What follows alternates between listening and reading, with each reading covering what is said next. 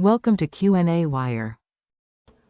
You know that torque is, sorry, so torque is rate of change of angular momentum.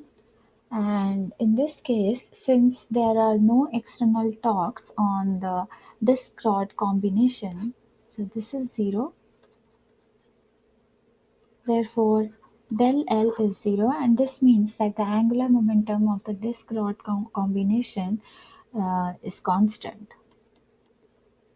So Li, which is the total angular momentum before collision, is equal to L1 is equal to L2, and this represents the total angular momentum after collision. And we know that L is given by I times omega.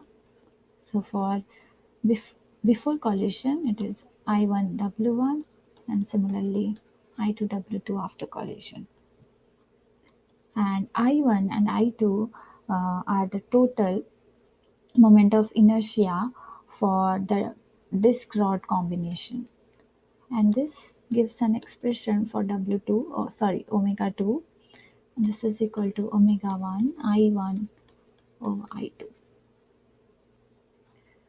And since the rod has no initial angular momentum, so we can, so I1 is the angular, I1 is the moment of inertia of the disk only.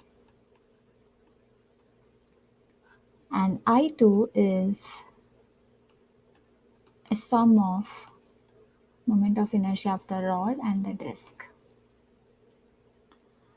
Now we can write expressions for moment of inertia of the disk, and this is equal to half mr square, where the axis is perpendicular to the plane of the disk and passes through the center.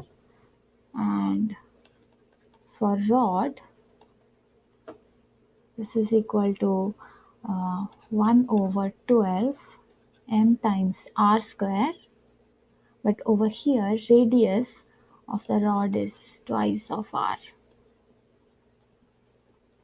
And we plug these expressions into this equation, and we get omega 2 will be omega 1 times 3 over 5. And omega 1 is given to be 3.7 revolution per second.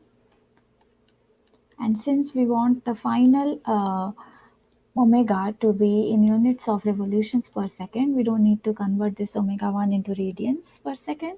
So yeah, now we can solve this, and we get the final angular velocity to be 2.2 revolutions per second.